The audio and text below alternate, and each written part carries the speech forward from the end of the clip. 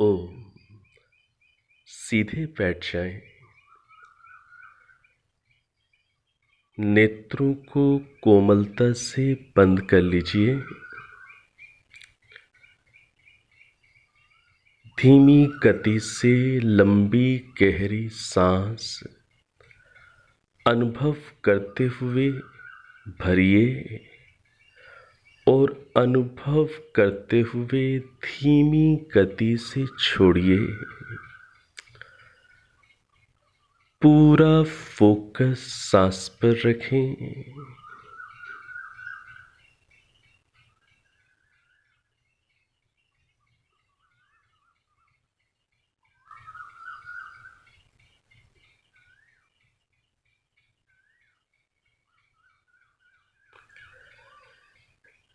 धीरे धीरे स्वयं को इन सांसों को देने वाले परमात्मा की सत्ता के प्रति अंतर जागरूक बनाएं। अभी और यहीं आप में परमात्मा उपलब्ध हैं, विराजमान हैं। इस सत्य के प्रति अंदर जगें।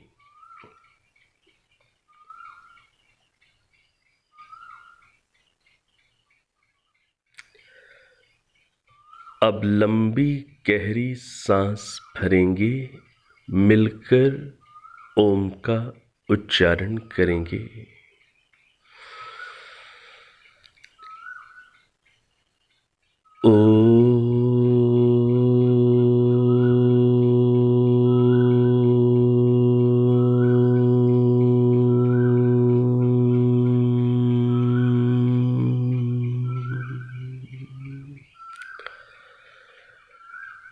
सहना भवतु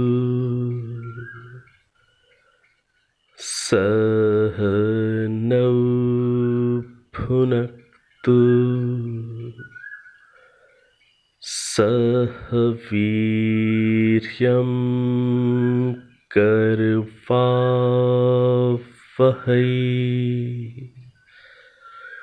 तेजस्विनावधीतमस्तु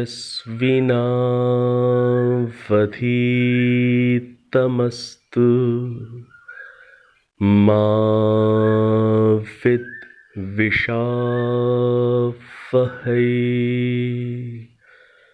ओम शांति शांति शांति।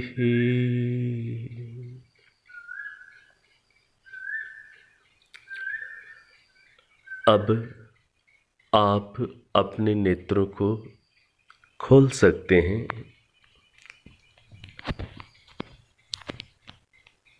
ऋग्वेद के प्रथम मंडल को हम लोगों ने एक भूमिका के रूप में समझने का प्रयास किया। अब आगे द्वितीय मंडल में कुल सूक्तों की संख्या 43 है, 43 है। और इस मंडल के अंदर ईश्वर की भक्ति, ईश्वर की आज्ञाओं का पालन, इंद्र, राजा, विद्वान आदि से संबंधित मंत्र, सभी प्रकार के उपदेश इस द्वितीय मंडल में भी हैं। जैसे जैसे आप घर में प्रतिदिन एक वेद मंत्र का या 2 वेद मंत्रों के स्वाध्याय को प्रारंभ करेंगे, वैसे वैसे आपका वेद के इन मंडलों से, मंत्रों से परिचय होता रहेगा। वेद परिचय की इस कक्षा के अंदर हम लोग एक परिचयात्मक रूप में वेद से जुड़ने का प्रयास कर रहे हैं। द्वितीय मंडल की एक विशेषता जो मुझे देखने में, अनुभव में आई कि इस मंडल के अंदर एक मंत्र 7 बार आया है। एक ही मंत्र 7 बार आया। ऐसे ही चौथे मंडल के अंदर एक ही मंत्र 8 बार आया है। चौथे मंडल में जो मंत्र 8 बार आया है उसको हम लोग वहाँ समझेंगे। जितनी मेरी जानकारी है, ऋग्वेद के अंदर सबसे अधिक बार एक ही मंत्र चौथे मंडल में आया है और उसके बाद एक ही मंत्र द्वितीय मंडल में 7 बार आया है। तो ये एक नई सी जानकारी मेरे लिए भी रही। वेद का स्वाध्याय करते करते कुछ कक्षाओं के लिए कुछ सज्जा करते करते ये सत्य समक्ष प्रकट हुआ। तो द्वितीय मंडल के अंदर जो मंत्र 7 बार आया है उस मंत्र पर ही हम थोड़ी सी चर्चा कर लेते हैं और द्वितीय मंडल के रूप में कुछ विशेष बात उस मंत्र से संबंधित ही ऋषि दयानंद जी के भाष्यानुसार, भावार्थ के अनुसार हम समझने का प्रयास कर लेते हैं। तो द्वितीय मंडल के अंदर जो मंत्र 7 बार आया है उस मंत्र को हम अलग अलग प्रकार से, चूंकि 7 बार आया है तो महर्षि दयानंद सरस्वती जी ने उस मंत्र का हर बार जो भाष्य किया है उसमें कुछ न कुछ नयापन है, उसमें कुछ न कुछ नया उपदेश संदेश महर्षि ने वेद का प्रकट किया है। तो वो आप जब घर में स्वयं पढ़ेंगे तब आप उसे विस्तार पूर्वक समझ पाएंगे। सामान्य रूप से भावार्थ को प्रस्तुत करते हुए मैं मंत्र को आपके सामने रखूंगा। मंत्र इस प्रकार से है।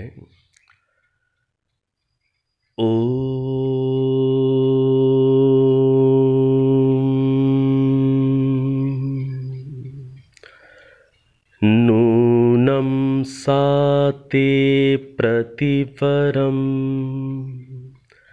जरित्रे दुहीयदिन्द्र दक्षिणामघोनी शिक्षास्तोत्रेभ्यो मातिधक् भगो नो बृहद्वदेम विदथे सुवीराः। ये मंत्र है। ये मंत्र द्वितीय मंडल में 7 बार आया है। 11वें सूक्त में, द्वितीय मंडल के 11वें सूक्त में, 15वें सूक्त में, 16वें सूक्त में, 17वें सूक्त में, 18वें सूक्त में, 19वें सूक्त में और 20वें सूक्त में, इन सूक्तों में ये मंत्र 7 बार आया हुआ है। 11वें सूक्त में इस मंत्र की संख्या है 21। 15वें सूक्त में इस मंत्र की संख्या है 10।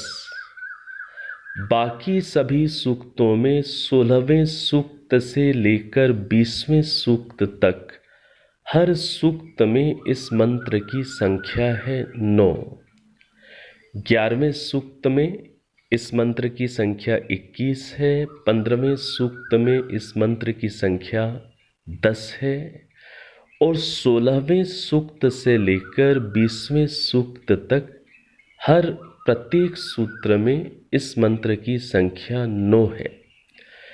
तो यह मंत्र 11, 15 और 16 से लेकर 20 तक के सूक्तों में आया हुआ है द्वितीय मंडल के। तो ये एक नई जानकारी हो सकती है कई श्रोताओं के लिए, आप लोगों के लिए, कि वेद में ऐसा भी है कि एक मंत्र 7 बार आया। इसी प्रकार से जैसे मैंने आपसे निवेदन किया कि चतुर्थ मंडल में, चौथे मंडल में एक मंत्र है जो 8 बार आया, तो ऋग्वेद के अंदर वह मंत्र जो चतुर्थ मंडल में है, चौथे मंडल में हम समझेंगे जो 8 बार आया, वो सबसे अधिक ऋग्वेद में सबसे अधिक वह मंत्र पाया जाता है, ऐसा ही समझा जाएगा। इसी प्रकार से दूसरे क्रम में यह मंत्र जो सबसे अधिक वेद के अंदर पाया जा रहा है, उसको अभी हमने उच्चारण किया है। उसके हम भाव को 7 अलग अलग स्थलों में इस मंत्र के जो भाव महर्षि दयानंद जी ने लिखे हुए हैं उनको भी हम लोग समझेंगे। तो ये जो मंत्र है 7 स्थानों में, इन 7 सूक्तों में, इस मंत्र के ऋषि हैं गृत समदह। इस मंत्र के ऋषि हैं गृत समदह, ये ऋषि का नाम है गृत समदह। तो इतिहास में गृत समदह नाम के ऋषि हुए होंगे जिन्होंने इस मंत्र के अर्थों का विशेष रूप से समाधिस्थ अवस्था में साक्षात किया होगा और इस मंत्र के भावों को, अर्थों को समाज में भी प्रकाशित, प्रसारित किया होगा। तो इतिहास की दृष्टि से इतिहास को सुरक्षित रखने के लिए वेद मंत्रों के ऊपर, सूक्तों के ऊपर इस प्रकार से ऋषियों के नाम लिखे जाते हैं। और इन 7 स्थलों में इस मंत्र का जो देवता है वो है इंद्र। इंद्र देवता है। और देवता का हमने अर्थ समझा हुआ है, देवता अर्थात विषय। तो इंद्र ये इस मंत्र का मुख्य विषय है सभी 7 जगहों पर। यह मंत्र त्रिष्टुप छंद में है, त्रिष्टुप छंद। और इस त्रिष्टुप छंद में आए हुए इस मंत्र का उच्चारण या गायन धैवतः स्वर में किया जाता है। स्वर, ये स्वर का नाम है धैवतः स्वर। तो 7 स्थलों में, द्वितीय मंडल के 7 स्थलों में मैंने अब बहुत अच्छे से इसको देखा है। 7 स्थलों में ही ऋषि गृत समदा हैं, देवता इंद्र हैं, छंद त्रिष्टुप है और स्वर धैवत है। तो मंत्र का उच्चारण हम लोग कर चुके हैं और अब इस मंत्र का जो भाव 7 अलग अलग स्थानों में जो महर्षि दयानंद जी का उपलब्ध होता है, वो 7 में भावार्थों को आपके सामने मैं पढ़ रहा हूँ। तो उस 7 स्थलों में आए भावार्थ के अनुसार आप इस मंत्र का एक संदेश ग्रहण कर पाएंगे और विस्तार से इस मंत्र का और अध्ययन करने के लिए 7 स्थलों में जो महर्षि दयानंद सरस्वती जी ने पदार्थ लिखा है, पदार्थ से तात्पर्य हम समझ चुके हैं मंत्र के प्रत्येक पद का अर्थ करना। तो सातों स्थानों में जो महर्षि दयानंद सरस्वती जी ने इस मंत्र का पदार्थ किया है, अर्थात मंत्र के प्रत्येक पद, समझने की भाषा में शब्द, उसका जो उन्होंने अर्थ किया है, सातों स्थलों में उन्होंने अलग अलग अर्थ किया है और सातों स्थलों में उन्होंने अलग अलग भावार्थ लिखा है। तो अर्थात इस मंत्र के अंदर बहुत कुछ सूक्ष्म प्रेरणाएं होंगी, बहुत कुछ विशेष बातें होंगी, इसलिए यह मंत्र 7 बार वेद में आ रहा है और हर बार महर्षि दयानंद जी ने इसका अलग अलग ही अर्थ, पदार्थ और भावार्थ किया हुआ है। तो इसके जो भावार्थ हैं वो मैं आपके सामने पढ़ रहा हूँ, आप उसे ध्यान से सुनिए और इस मंत्र के आशय को, उपदेश को ग्रहण करने का प्रयास करें। और अंत में हम इन सारे भावार्थों को पढ़ने के बाद अंत में हम एक इसका जिस्ट लेने का प्रयास करेंगे, एक मंत्र का सार लेने का प्रयास करेंगे जिसको हम अपने जीवन से जोड़ सकें। तो जो मंत्र के भावार्थ हैं वो इस रूप में हैं, मैं पढ़ रहा हूँ। भावार्थ: जो निरंतर देने और लेने वाले, सर्वदा सत्य की शिक्षा देते और किसी के हृदय को वृथा नहीं संतापते, वृथा नहीं संतापते अर्थात वृथा नहीं कष्ट देते हैं, वे बड़े होते हैं। तो जो निरंतर देने और लेने वाले, सर्वदा सत्य की शिक्षा देते, तो यहाँ पर जो आशय दिख रहा है, शिक्षा को देने वाले और शिक्षा को ग्रहण करने वाले, ये दोनों ही प्रकार के लोग, जो ग्रहण करने वाले भी हैं शिक्षा को, वो भी आगे फिर देने वाले बनते हैं। तो ये दोनों ही सर्वदा सत्य की शिक्षा देते हैं और किसी के हृदय को वृथा नहीं पीड़ित करते हैं, दुखी करते हैं। तो वे कैसे होते हैं? बड़े होते हैं। तो यहाँ पर हमें इस बात पर केंद्रित होना है कि विद्या के ग्रहण करने में और विद्या के दान करने में हमें धीरे धीरे स्वयं को योग्य बनाना है, जिससे हम भी सत्य शिक्षा का दान करने वाले बने, उसको देने वाले बने और किसी के हृदय को हम वृथा नहीं संतापते। आवश्यकता के अनुसार दूसरे के विकास के लिए, दूसरे के उत्थान के लिए, दूसरे के वेलफेयर के लिए कष्ट कभी कभी दिया जाता है। जैसे माँ अपनी संतान को भी कभी कभी कष्ट देती है, कभी कोई टीचर भी कभी स्टूडेंट को थोड़ा सा कष्ट देता है या दे सकता है, तो उसके पीछे उद्देश्य क्या होता है? उस संतान का या उस स्टूडेंट का वेलफेयर, उसका कल्याण। तो यहाँ पर लिखा है हृदय को वृथा नहीं संताप देते, अर्थात व्यर्थ में ही कष्ट नहीं देते। हाँ, आवश्यकता हो तो वो कल्याण की दृष्टि से, जैसे माँ बच्चे के कल्याण की दृष्टि से कभी उससे थोड़ा सा डांट भी देती है, पिता भी ऐसा कर लेते हैं, वहाँ कल्याण का भाव होता है। और जो दूसरे स्थल पर जो भावार्थ लिखा हुआ है वो ये लिखा हुआ है, इस मंत्र में वाचक् लुप्तोपमा अलंकार है, जिसकी अक्षय दक्षिणा और शिक्षा है, वह श्रेष्ठ और सर्वत्र सत्कार को पावे।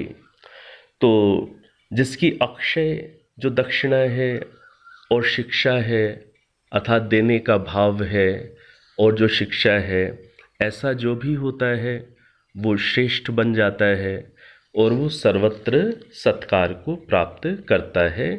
तो हम देने वाले बने, हम भी स्वयं को तैयार करें और ज्ञान को, विद्या को, शिक्षाओं को हम बांटने वाले बने।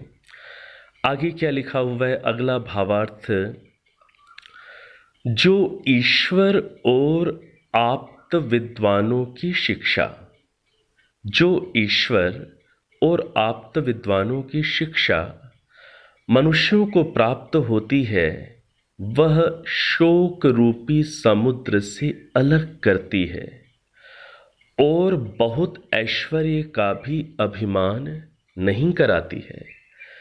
तो क्या कह रहे हैं कि जो ईश्वर के द्वारा दिए गए जो उपदेश हैं, ईश्वर के द्वारा जो दी गई शिक्षाएं हैं, इसी प्रकार से जो आप्त विद्वान हैं अर्थात जो प्रामाणिक विद्वान हैं, जिन्होंने अपना जीवन भी बनाने का प्रयास किया है, ऐसे आप्त विद्वानों की शिक्षाएं जो मनुष्यों को जब प्राप्त होती हैं, तब वो शिक्षाएं मनुष्यों को शोक रूपी समुद्र से अलग कर देती हैं।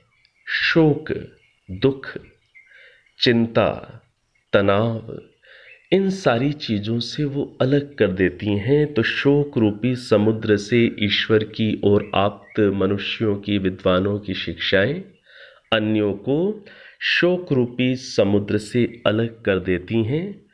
और देखिए कितनी बड़ी बात ऋषि कह रहे हैं, और बहुत ऐश्वर्य का भी अभिमान नहीं कराती है।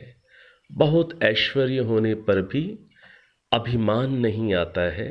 तो इस रूप में यहाँ पर हमें समझना है इस बात को कि हमें जो शिक्षाएं हैं ईश्वर की या आप्त विद्वानों की, उन्हें ग्रहण करना है। और जब हम उन्हें ग्रहण करते हैं, उन्हें अंदर हृदय में आत्मसात करते हैं, तो उन शिक्षाओं के प्रभाव से हम शोक रूपी समुद्र से, चिंता से, तनाव से हम अलग हो जाते हैं और हमारे अंदर ये सामर्थ्य आता है कि हम बहुत ऐश्वर्य होने पर, बहुत सामर्थ्य होने पर, योग्यता होने पर, साधन होने पर भी अभिमान का लेश मात्र भी फिर ऐसे व्यक्ति को नहीं छू सकता, ऐसा ऋषि ने यहाँ लिखा है। अगला जो भावार्थ है, अगला भावार्थ ये है कि जो लोग किसी के उपकार को नहीं रोकते, जो लोग किसी के उपकार को नहीं रोकते, अर्थात जो लोग किसी के कल्याण को नहीं रोकते, सत्य उपदेश करते हैं, जैसे माँ, जैसे आप अपने घर में बच्चों को हमेशा सत्य उपदेश करते हैं, ठीक दिशा ही दिखाने का प्रयास करते हैं, और केवल अपने घर में ही नहीं, बाहर भी, अपने समाज में, अपने परिवेश में सत्य का उपदेश करते हैं, कल्याण की भावना से करते हैं। तो ऐसे सभी लोग यशस्वी होते हैं, ऐसे सभी लोगों का समाज में सात्विक यश होता है, मान होता है, सम्मान होता है। आगे और क्या लिखा हुआ है, अगला जो भावार्थ है, जो सबको विद्या देने और सत्योपदेश करने वाले हैं, ऐसों के लिए बहुत श्रेष्ठ जो लोग दक्षिणा देते हैं, वे विद्वान होकर शूरवीर हो जाते हैं। तो क्या कह रहे हैं कि जो सबको विद्या देने वाले और सत्योपदेश करने वाले लोग हैं, इनको जो बहुत श्रेष्ठ दक्षिणा देते हैं, अर्थात जो इनका सम्मान करते हैं और जो इनके दिए हुए उपदेशों के अनुसार अपना जीवन बनाते हैं, इसी प्रकार से वो भी सच्चे उपदेशों को आगे बढ़ाने की परंपरा में सहायक बनते हैं। इस रूप में जो लोग अपना भी समर्पण करते हैं सत्य की रक्षा करने के लिए, वे विद्वान हो जाते हैं और वो शूरवीर होते हैं, वो पराक्रमी बनते हैं। और आगे जो भावार्थ है उसमें लिखा हुआ है, हे मनुष्यों, तुमको उत्तम विद्वानों के लिए अभीष्ट दक्षिणा और विद्यार्थियों के लिए शिक्षा देनी चाहिए, जिससे देने और लेने वाले फल युक्त हों। यहाँ पर भी वही अभिप्राय है कि जो हमें ज्ञान देते हैं, जिस प्रकार से आप संतान के कल्याण के लिए उन्हें शिक्षा देते हैं, उन्हें आगे बढ़ाते हैं, तो उसी प्रकार से संतानें भी जब वैसी शिक्षा को ग्रहण करती हैं, आपका सम्मान करती हैं और उसके साथ साथ वो अपने जीवन को भी बनाती हैं, तो उससे क्या होता है कि जो शिक्षा विद्या को देने वाले हैं उन्हें भी फल प्राप्त हो गया। अर्थात आपने संतान को अच्छी बातें सिखाई और संतान ने उसे जीवन में ग्रहण कर लिया, तो ये जो देने वाला है उसको फल की प्राप्ति हो गई। उसका उद्देश्य ही यही था कि संतान के दूसरों के जीवन में अच्छी बातें आएं, उनका कल्याण हो। तो इस रूप में यदि हमने किया, हमारे बड़े बुजुर्ग ने, बड़े विद्वानों ने जो हमें अच्छी बातें सिखाई, उसको यदि हमने ग्रहण किया, उसको यदि हमने जीवन का अंग बनाया, तो उनका दिया हुआ उपदेश कैसा हो गया? फल युक्त हो गया। और हमने भी जब उसे जीवन में अपना लिया तो हमें भी फल की प्राप्ति हो गई। तो इस रूप में यहाँ पर ये भाव हैं, ये बातें हैं। और जो अंतिम जो भावार्थ है वो क्या है? हे विद्वानों, जो धर्मात्मा, विदुषी व पंडितानी स्त्रियां हों, उनसे सब कन्याओं को सुंदर शिक्षा दिलाओ, जिससे कार्य विनाश ना हो। सर्वथा विद्या युक्त होकर उत्तम कार्यों को करो। तो देखिए, यहाँ पर विशेष रूप से महर्षि दयानंद सरस्वती जी ने, जैसे मैंने प्रथम मंडल के अंदर भी एक मंत्र आपके सामने प्रस्तुत किया था, जिसमें उन्होंने एक पदी, द्विपदी, त्रिपदी, ऐसे 9 पदी तक जो महिलाएं हैं, जो स्त्रियां हैं, उनके इतने सारे विशेषणों को देते हुए उन्होंने वहाँ इस बात को कहा था वेद के माध्यम से कि जो स्त्रियां हैं, महिलाएं हैं, माताएं हैं, बहनें हैं, वो विदुषी हों, वो अधिक से अधिक वेद का अध्ययन स्वाध्याय करने वाली हों। ठीक है? और ऐसे ही वो आगे भी दूसरों को भी ऐसे बनाने वाली हों। यही भाव यहाँ पर है कि हे विद्वानों, ये विद्वानों का कर्तव्य है, वो चाहे पुरुष हैं चाहे वो स्त्रियां हैं, सभी का ये कर्तव्य है कि जो धर्मात्मा, विदुषी और पंडितानी स्त्रियां हों, उनसे सब कन्याओं को सुंदर शिक्षा दिलाएं। तो चाहे पुरुष हैं चाहे स्त्रियां हैं, उनको ऐसा प्रबंध करना है। अब यहाँ प्रबंधन की बात है कि जो धर्मात्मा, जो विदुषियाँ हैं, जो पंडिता, जो स्त्रियां हैं, जो बहुत योग्य हैं, एक ऐसा प्रबंध स्त्रियां भी करें, पुरुष भी उनकी सहायता करें कि जिससे वो कन्याओं को सुंदर शिक्षा दे सकें और जिससे कार्य विनाश ना हो। कार्य विनाश ना हो का तात्पर्य यहाँ पर जो सत्य उपदेश को आगे फैलाने का जो कार्य है, सत्य परंपराओं की रक्षा करने का जो कार्य है, वो विनाश को प्राप्त ना हो, वो सुरक्षित रहे। तो सर्वथा विद्या युक्त होकर उत्तम कार्यों को करो। तो सभी विद्वान, चाहे वो पुरुष हैं चाहे वो स्त्री हैं, वो आगे नारी जाति में विद्या के प्रचार प्रसार की व्यवस्थाएं कराएं, प्रबंध कराएं, जिससे अधिक से अधिक मात्रा में जो कन्याएं हैं वो सुंदर शिक्षा को प्राप्त करती चली जाएं। तो इस रूप में ये मंत्र के भावार्थों को मैंने, जो ये 7 स्थलों पर आए, इनको थोड़ा सा अलग क्रम में मैंने आपके सामने यहाँ पर, जैसा ऋषि दयानंद जी ने लिखा और उसका भाव जो समझ में आ रहा है, सुन करके आप भी समझ रहे होंगे, उसको मैंने यहाँ पर आपके समक्ष रखा। तो यहाँ पर ये जो भाव 7 स्थानों में ऋषि दयानंद जी का आया है, इनका यदि हम सार समझें तो सार तो यही समझ में आ रहा है कि जो विद्या का ग्रहण करना है और ग्रहण करके विद्या को अपने अंदर आचरण में लाना है और आचरण में ला करके फिर विद्या का जो प्रचार प्रसार करना है उस पर हमें विशेष रूप से केंद्रित होने की आवश्यकता है। सत्य विद्या को ग्रहण करने के लिए तप करना पड़ता है।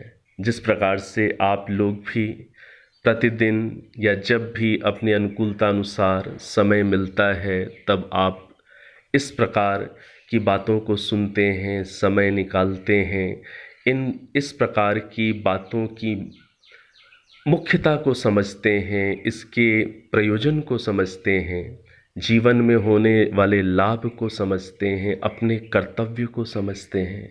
तो जिस प्रकार से आप समय निकालते हैं, जिस प्रकार से आप तप करते हैं, ऐसा ही तप जैसा विद्या को ग्रहण करने में किया जा रहा है, ऐसा ही तप आप जिस प्रकार से अपने जीवन में इन उपदेशों को, इन विद्याओं को, शिक्षाओं को अपने जीवन में लाने के लिए करते हैं कि आप एक अपनी नियमित दिनचर्या बनाते हैं। आप सुबह, प्रातः और सायं संध्या के समय में बैठकर ईश्वर का ध्यान करते हैं और केवल ईश्वर का ध्यान नहीं, स्वयं को जानने का अभ्यास करते हैं, क्योंकि ये नियम है। पहले व्यक्ति आत्मोपलब्धि को प्राप्त होता है, पहले वह स्वयं को समझता है, स्वयं को अनुभव करता है, स्वयं को जान करके ही आगे फिर हम ईश्वर को जानने के योग्य बनते हैं। तो स्वयं को आप समझने का प्रयास करते हैं प्रतिदिन कि मैं ये शरीर नहीं हूँ, मैं ये मन नहीं हूँ, ये इंद्रियां नहीं हूँ, ये दिखने वाला रंग रूप, ये लंबाई चौड़ाई, ये आकार प्रकार वाला ये ढांचा मैं नहीं हूँ। मैं एक शुद्ध चेतन तत्व हूँ, मैं आत्म तत्व हूँ, मैं इस शरीर के अंदर निवास करने वाली चेतन शक्ति हूँ। जिस प्रकार से आप इसका अभ्यास करते हैं, फिर अपने अंदर जो व्यापक ईश्वर हैं उनसे आप उनकी जागरूकता में जीने का अभ्यास करते हैं। तो ऐसा तप अपने जीवन को बदलने के लिए, जिस प्रकार से आप अपने अंदर अपने जीवन में पूरी जागृत अवस्था में अपनी वाणी पर संयम करते हैं कि कोई हमारी वाणी हमेशा मधुर रहे, प्रेम से युक्त रहे, विनम्रता से युक्त रहे, अपनत्व के भावों से युक्त रहे। तो ये जो जैसा हम ऐसा प्रयास करते हैं तो इसके लिए हमें प्रयत्न करना पड़ता है, पुरुषार्थ करना पड़ता है, तप करना पड़ता है। तो पहला काम होता है विद्या का ग्रहण करना, फिर विद्या को ग्रहण करके उसे अपने जीवन में लाना, और उसके बाद फिर जीवन में विद्या एकदम सारी की सारी नहीं आती, धीरे धीरे आती है। आचरण तो हमारा धीरे धीरे ही अच्छा बनता है और धीरे धीरे ही हमें योग्यता बनानी होती है कि हम आगे विद्या का प्रचार प्रसार करने वाले बने, आगे हम भी विद्या का दान करने वाले बने। तो धीरे धीरे हम अपने आचरण को अच्छा करते हैं, धीरे धीरे ही हम विद्या को दान करने की भी योग्यता बनाते हैं। ऐसा हम करते रहें, ऐसा यदि हम करते रहेंगे तो सत्य सुरक्षित रहेगा, वेद का ज्ञान सुरक्षित रहेगा, और जो भी विद्या का दान करने वाले, जो भी तप करने वाले, जो भी प्रयासरत लोग हैं, जिस प्रकार से आप प्रयासरत हैं, सभी का एक दूसरे के प्रति सम्मान का भाव हो, सभी इसी प्रकार से आगे बढ़ते चले जाएं तो वेद की विद्या की रक्षा होगी। तो ये मंत्र 7 बार आया है। तो 7 बार ईश्वर ने इस मंत्र को दिया है। तो कोई तो विशेष संदेश होगा, कोई तो विशेष इसमें बात हमें ढूंढनी ही होगी, समझनी ही होगी।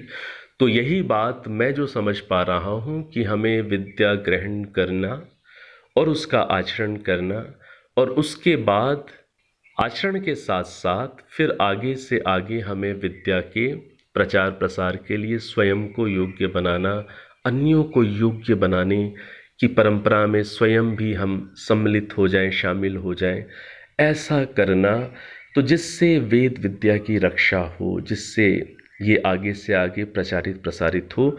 तो ये भाव समझ में आ रहा है। तो वेद में ईश्वर ने इस मंत्र को 7 बार दिया है दूसरे मंडल में।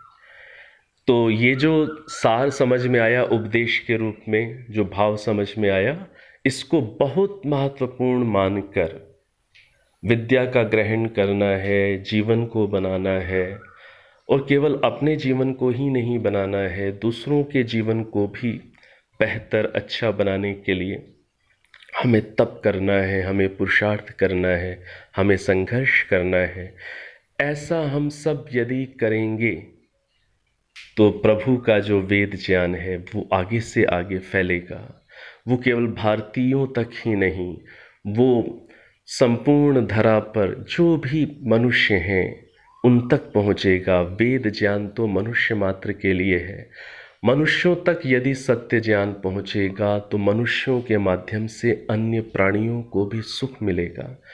तो ये संदेश हमें बहुत अच्छे से ग्रहण करना है, और आप करते ही हैं। तो आगे से आगे हम बढ़ते रहें। तो ये 7 बार ये मंत्र द्वितीय मंडल में आया है। तो ये द्वितीय मंडल की मेरी दृष्टि में एक ये विशेषता हुई कि हमें ऐसा मंत्र उपलब्ध हुआ जो 7 बार आया है वेद के अंदर, ऋग्वेद के अंदर। अब जो तृतीय मंडल है, तृतीय मंडल को समझें कि तृतीय मंडल में कुल सूक्तों की संख्या 62 है। कितनी है सूक्तों की संख्या? 62, 62। द्वितीय मंडल में सूक्तों की संख्या कितनी थी? 43, 43। तृतीय मंडल में कितनी है? 62, 62। और प्रथम मंडल में कितनी है? 191, 191। ऐसे ही 10वें मंडल में, अंतिम मंडल में कितनी है? वही 191, 191। तो जो तृतीय मंडल है, तृतीय मंडल को भी आप स्वाध्याय करते करते धीरे धीरे आप तृतीय मंडल तक भी पहुँचेंगे। तृतीय मंडल के प्रथम सूक्त का 21वां मंत्र, उसका भावार्थ, उसमें कुछ विशेष बातें हैं, वो मैं आपके समक्ष ऋषि दयानंद जी की ही भाषा में प्रस्तुत करूंगा। तो तृतीय मंडल के प्रथम सूक्त का जो 21वां मंत्र है उसको मैं आपके समक्ष प्रथम प्रस्तुत करता हूं।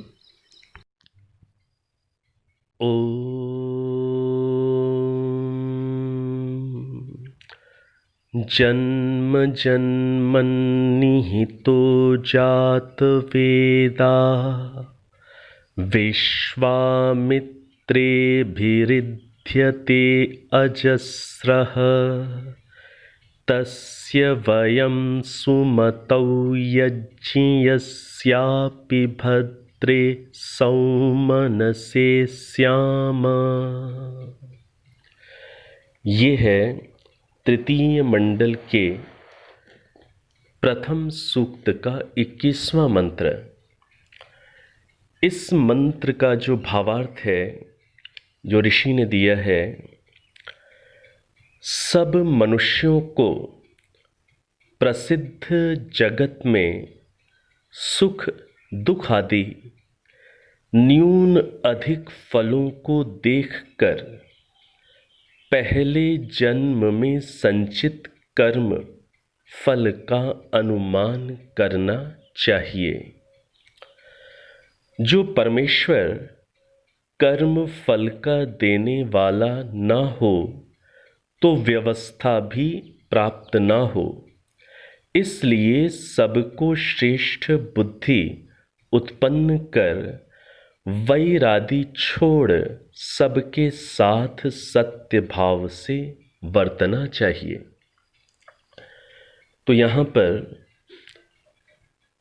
भावार्थ के अंदर जो महर्षि वेद का जो संदेश हमें दे रहे हैं कि सभी मनुष्यों को इस जगत के अंदर, ये जो प्रसिद्ध जगत है, जो ये प्रकट जगत है, इसमें सुख दुख आदि न्यून अधिक फलों को देखकर, तो इस संसार के अंदर हम व्यक्ति के जीवन के अंदर सुख दुख आदि कहीं पर न्यून देखते हैं, कहीं पर अधिक देखते हैं। और जो हमारा जो संचित है, हमारे जो पुराने कर्म हैं, पुराने जन्मों के कर्मों का जो बैलेंस है, उसे क्या बोलते हैं? संचित कर्माशय। तो जो हमारा पुराना जो बैंक बैलेंस है, जन्मों का जो संचित कर्माशय है, जन्म से जो हमें प्राप्त होता है, बच्चा पैदा होता है तो जन्म से उसे जैसे माता पिता, जैसी सुख सुविधाएं, जैसे साधन, जैसा परिवेश, जैसा देश, जैसे रिश्तेदार, जैसा शरीर अंग प्रत्यंग, जैसी योग्यताएं मानसिक, वाचनिक, बौद्धिक, आध्यात्मिक, ये सब जो कुछ बचपन से प्राप्त होता है, एक नवजात शिशु को जन्म के साथ जो उपलब्ध होता है, वो उसके पुराने जन्मों के कर्मों का फल होता है। वो जो उसका पुराना संचित कर्माशय है, उससे ही, संचित कर्मों में से ही कर्म एक्टिवेट होते हैं। ईश्वर उन जिन कर्मों का फल इस रूप में दे देते हैं, नए जन्म के रूप में, उसे ही फिर प्रारब्ध कहते हैं, प्रारब्ध कर्म कहते हैं। तो इस रूप में जो हमें जन्म से जो चीज़ें प्राप्त होती हैं, उन चीज़ों में हम देखते हैं भिन्नताओं को। किसी को अधिक अनुकूल स्थितियां प्राप्त हैं, सुख की स्थितियां प्राप्त हैं, तो किसी को दुख की स्थितियां प्राप्त हैं। तो यहाँ पर ये बात है कि जो इस रूप में हमें फल प्राप्त होते हैं, सुख दुख आदि के रूप में, जन्म के साथ, ये इस बात को विशेष रूप से समझिएगा, जन्म के साथ, क्योंकि जीवन में आगे चलकर, जीवन के प्रवाह में तो सुख दुख हमें अन्य कारणों से भी प्राप्त हो जाते हैं, जिनका हमारे पुराने जन्म के कर्म फल से सीधा संबंध नहीं होता। अन्य कारणों से भी प्राप्त हो जाते हैं। आप किसी से अच्छा व्यवहार करें और किसी से अच्छा व्यवहार करके आप उसे सुख प्रदान करें, यह आपकी स्वतंत्रता है। हम आत्माएं कर्म करने में स्वतंत्र हैं। इस रूप में अच्छा व्यवहार करके दूसरों के साथ आप उन्हें सुख दे देते हैं, ठीक है।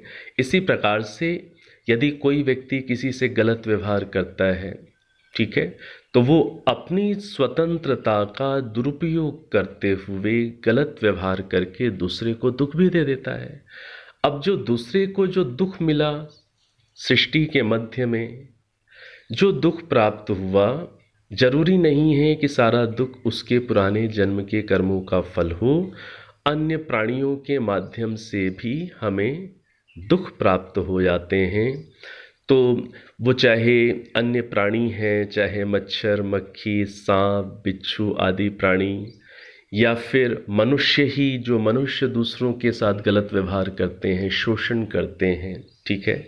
तो इस रूप में जो भी हमें दुख प्राप्त होता है, जरूरी नहीं होता कि हमारे पुराने जन्म के कर्मों का फल हो। हाँ, जो जन्म के समय जो हमें प्राप्त हो जाती हैं अनुकूलताएं या जो भी प्रतिकूलताएं, जन्म के साथ जो प्राप्त होता है, हाँ, वो अवश्य ही हमारे पुराने जन्म के कर्मों का फल होता है। तो यही कह रहे हैं ऋषि कि जो सुख दुख का जो न्यूनता है या अधिकता है, उसको देखकर हमें अपने कर्मों का, संचित कर्मों का और उसका अनुमान करना चाहिए। और यदि परमेश्वर कर्म फल का देने वाला ना हो तो ये व्यवस्था भी नहीं बन सकती कि न्यायानुसार, समय के अनुसार व्यक्ति को सुव्यवस्थित रूप से ये जो कर्म के फल मिल जाते हैं। यदि ईश्वर ना हो तो कर्म अपने आप फल नहीं दे सकता। फल को देने के लिए कोई चेतन चाहिए जिसमें योग्यता हो, कर्म के स्तर को समझने की और सामर्थ्य हो, वही कर्म का फल दे सकता है। तो आगे क्या कह रहे हैं, इसलिए सबको श्रेष्ठ बुद्धि उत्पन्न कर वैरादि छोड़ सबके साथ सत्य भाव से वर्तना चाहिए। तो सभी को एक ईश्वर की इस व्यवस्था को समझना चाहिए और इस व्यवस्था को समझकर एक श्रेष्ठ बुद्धि उत्पन्न करके वैरादि को छोड़ देना चाहिए। दूसरों से द्वेष करके, वैर करके, ईर्ष्या करके सबसे पहले तो हमारी अपनी हानि हो जाती है, हमारा मन अशांत हो जाता है, हमारी शांति चली जाती है। और फिर वैर, ईर्ष्या, द्वेष आदि करने से फिर हमारे कर्म भी वैसे बनते हैं और जैसे हमारे कर्म होते हैं फिर उनके फल भी हमें ही भोगने पड़ते हैं। तो इस समझ के साथ हमें वैर, द्वेष, ईर्ष्या आदि नहीं करनी है और सबके साथ हमें सत्य भाव से वर्तना चाहिए। और वर्तना चाहिए, इसमें हम एक चीज़ और महर्षि दयानंद जी के अनुसार ही समझ लें, यथा योग्य वर्तना चाहिए। जैसी व्यक्ति सामने वाले की योग्यता हो, उसकी योग्यता के अनुरूप हमें अच्छा व्यवहार करना चाहिए, यथा योग्य वर्तना चाहिए। तो इस रूप में ये मंत्र है तीसरे मंडल के प्रथम सूक्त का 21वां मंत्र। अब जो तीसरे मंडल का जो 62वां सूक्त है, अंतिम सूक्त, 62वां सूक्त, उसका जो 10वां मंत्र है वो आप सबका सुपरिचित मंत्र है। ऋग्वेद के तीसरे मंडल का 62वां सूक्त, 62, 62वां, उसका 10वां मंत्र है, आपका परिचित मंत्र है गायत्री मंत्र। गायत्री मंत्र यहाँ पर जो उपलब्ध हो रहा है 36210 पर 3/62/10 ऐसे पते लिखे हुए मिलेंगे, तो उसे आप समझना है अभिप्राय क्या है। तो इस पते पर जो हमें उपलब्ध हो रहा है मंत्र, वो है गायत्री मंत्र के रूप में प्रसिद्ध है। और इस मंत्र के जो देवता हैं, इस मंत्र के जो देवता है इस मंत्र का, वो क्या है, सविता। गायत्री मंत्र का देवता क्या है, सविता, सविता देवता। और ऋषि कौन से हैं जिन्होंने इस मंत्र का साक्षात करके विशेष रूप से प्रचार प्रसार किया, इसके अर्थों को प्रकाशित किया? ऋषि हैं विश्वामित्र। तो ये एक ऐतिहासिक ऋषि जिन्होंने इस मंत्र के सार को समझा, अनुभव किया और प्रचारित प्रसारित किया, अन्यों तक प्रकाशित किया।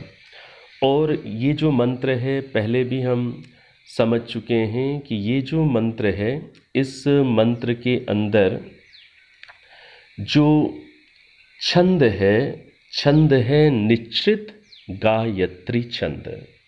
इस मंत्र का छंद क्या है, निश्चित गायत्री छंद। गायत्री छंद तो आपने सुना होगा, लेकिन उसके आगे एक विशेषण जोड़ा गया है, निश्चित, निश्चित गायत्री छंद। और यह मंत्र जो है वो कौन से स्वर में बोला जाता है, षड्ज स्वर में, हम लोग पहले भी समझ चुके हैं। तो ये इस मंत्र का जो छंद है वो है निश्चित गायत्री। जो शुद्ध गायत्री छंद होता है, शुद्ध गायत्री छंद में 24 मात्राएं होती हैं, 24 मात्राएं होती हैं, ठीक है। तो शुद्ध गायत्री छंद में 24 मात्राएं होती हैं और बहुत सारे मंत्र हैं जो शुद्ध गायत्री छंद में उपलब्ध हैं। जैसे ओम विश्वानि देव सवितर दुरितानि परासुव। ये जो मंत्र है, ये मंत्र शुद्ध गायत्री छंद का मंत्र है। और ये जो मंत्र जो गायत्री मंत्र के रूप में प्रसिद्ध है, इसका जो छंद है वो शुद्ध गायत्री छंद नहीं है। इसमें 24 मात्राएं ना होकर एक मात्रा कम है, अर्थात इसमें 23 मात्राएं हैं। 23 मात्राएं। इस कारण से एक मात्रा कम होने के कारण इस छंद का नाम क्या है? निश्रित गायत्री छंद। ठीक है। तो ये जो गायत्री मंत्र है, गायत्री मंत्र 2 प्रकार का है। यहाँ पर जो इस तृतीय मंडल में जो देखिए गायत्री मंत्र उपलब्ध हुआ है, उसको मैं आपके सामने पढ़ रहा हूँ, आप कुछ भिन्नता अनुभव करेंगे। ओम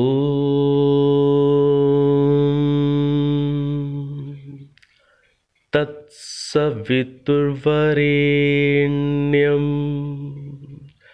भर्गो देवस्य धीमहि धियो यो नः प्रचोदयात्।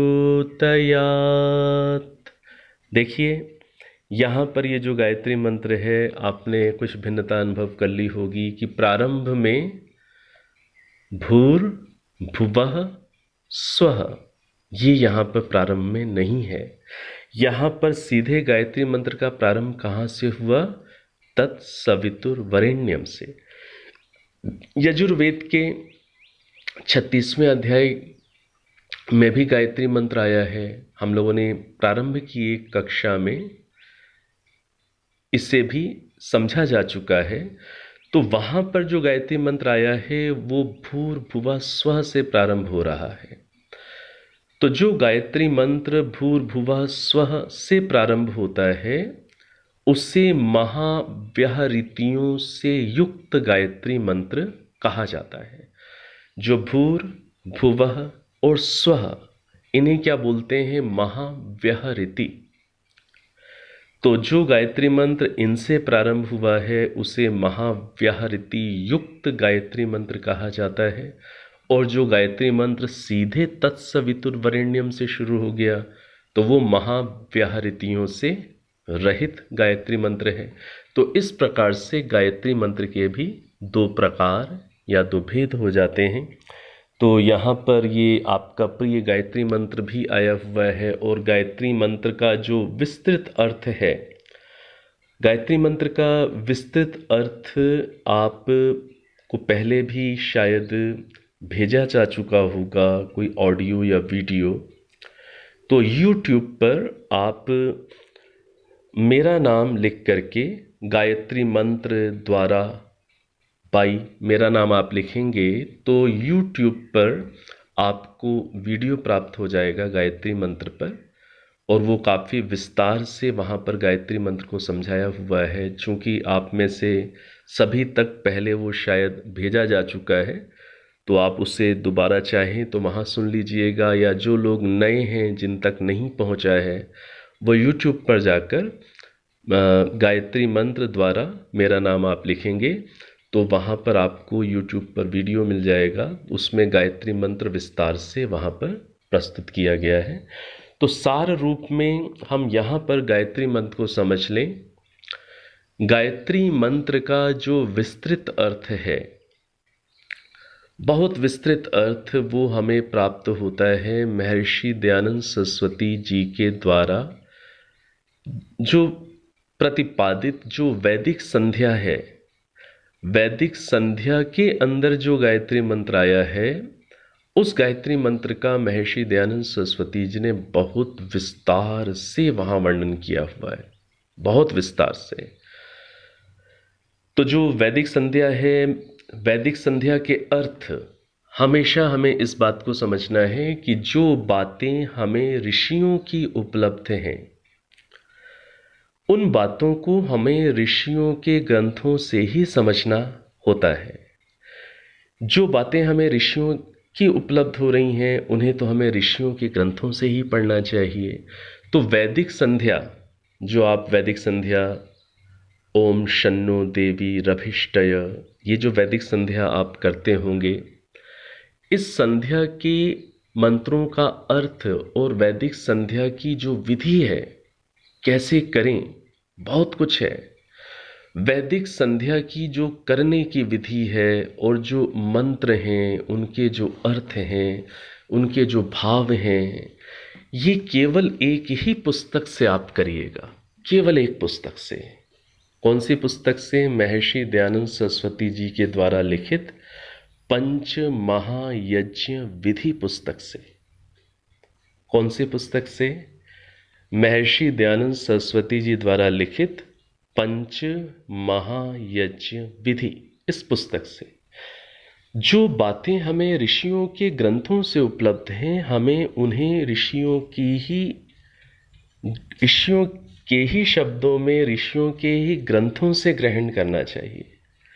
जो बातें ऋषियों के द्वारा नहीं उपलब्ध हो सकी, जैसे महर्षि दयानंद सरस्वती जी चारों वेदों का भाष्य पूरा नहीं कर सके, उन्हें जहर दे दिया गया, तो जो काम अब ऋषि दयानंद जी का जो अनुपलब्ध रहा, जिसको अन्य विद्वानों ने पूरा किया, तो जो ऋषि का उपलब्धि नहीं है तो फिर उसे अन्य विद्वानों की सहायता से हम करें, उनकी पुस्तकों से पढ़ें, उनकी पुस्तकों को पढ़कर समझें। लेकिन सबसे अधिक फोकस तो हमें ऋषि दयानंद को समझने में, उनके ग्रंथों पर आप रखेंगे, चूँकि वो ऋषि हैं, उनमें गहराई बहुत अधिक है। वो एक योग की ऊंची अवस्था को प्राप्त ऋषि हैं, तो उनसे जो हमें गहराई मिलेगी, जो प्रेरणाएं मिलेंगी, वो संभवतः दूसरों से नहीं मिल पाएंगी। तो जो वैदिक संध्या है, वैदिक संध्या के मंत्रों का अर्थ और वैदिक संध्या को करने की विधि केवल एक ही पुस्तक से आप ग्रहण करिएगा, पंच महायज्ञ विधि से। ये मैं बार बार इसलिए कह रहा हूँ क्योंकि थोड़ा सा मन में कई बार हल्का सा लगता है कि जो चीज़ ऋषि दयानंद जी की उपलब्ध है वो उन्हीं के ग्रंथ से प्रसारित क्यों नहीं हो रही। वैदिक संध्या के ऊपर भी कई अलग अलग पुस्तकें, कई अलग अलग प्रकार के अर्थ समाज में उपलब्ध हो रहे हैं, ठीक है। तो आपको अपने स्वयं आपको जागरूक बनना है कि आपको पंच महायज्ञ विधि से ही संध्या को समझना है, और उससे जब आप समझेंगे तो बहुत नई नई बातें हैं उसके अंदर, बहुत नई नई बातें हैं।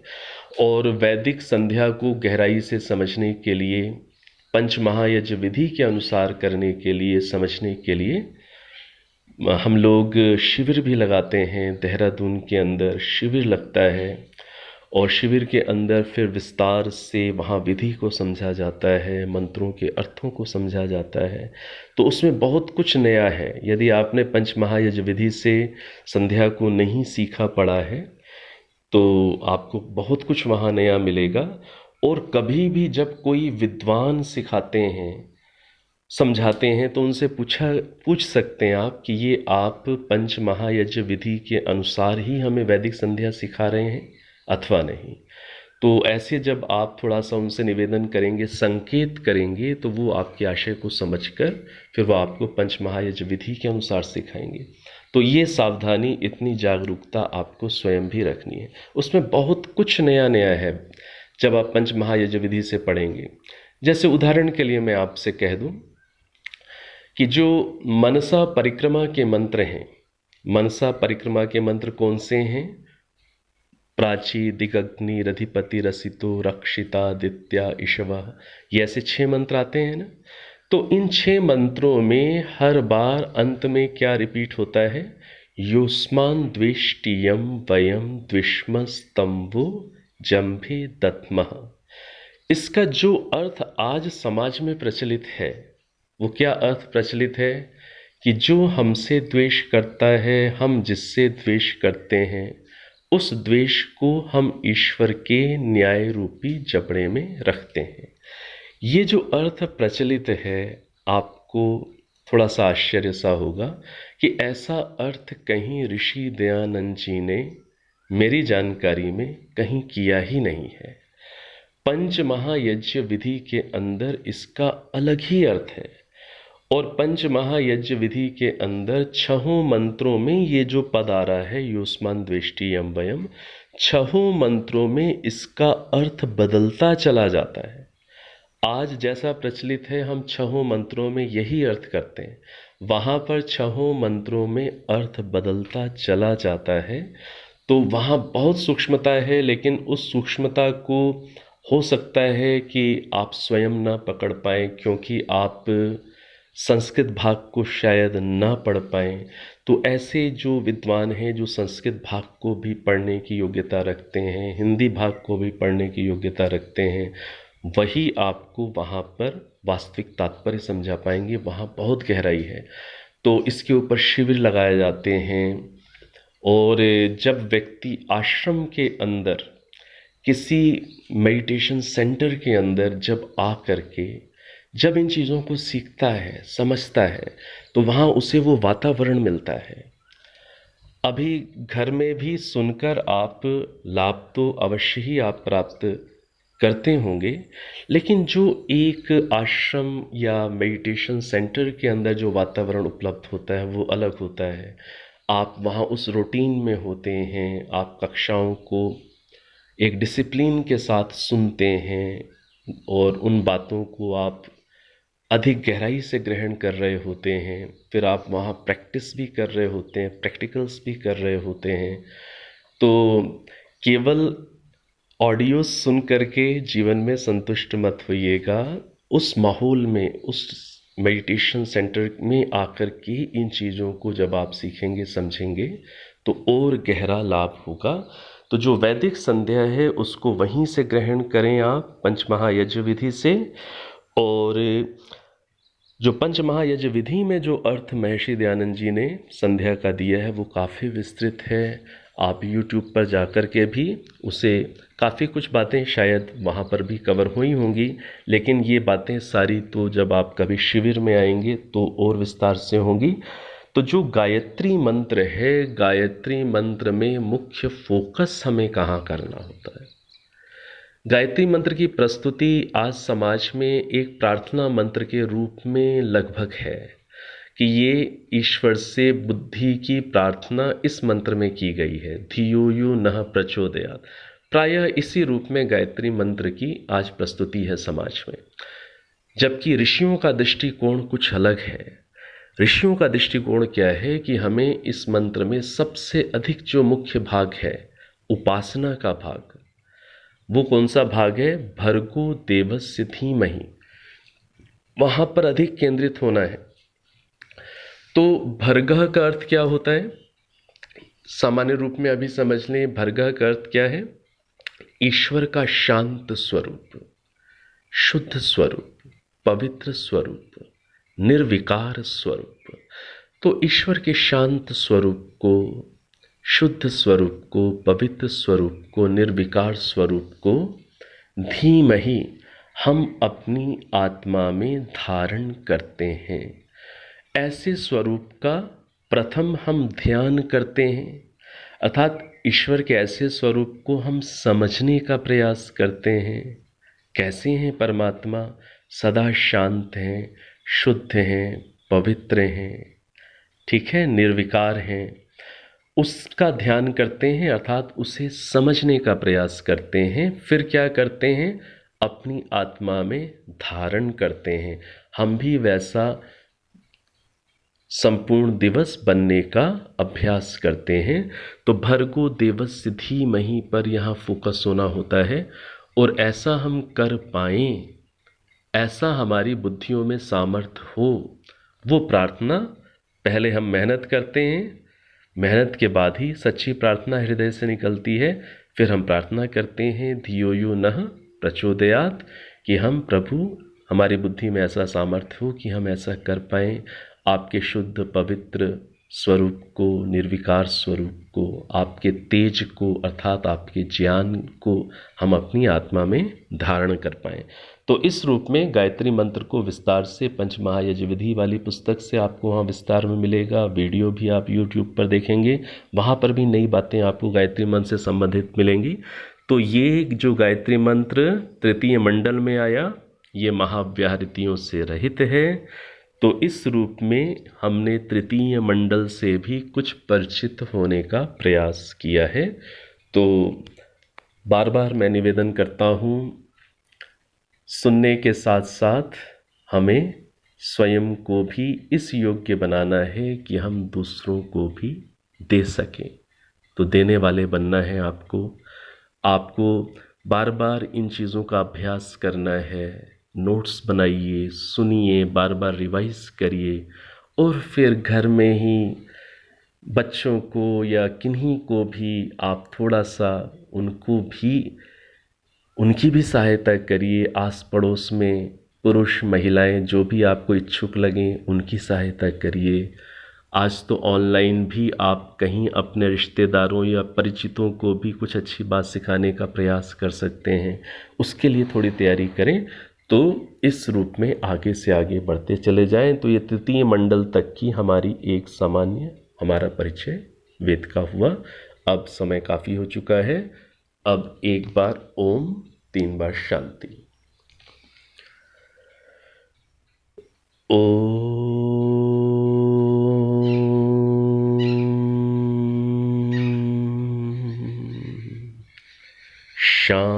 शांति शांति शांति।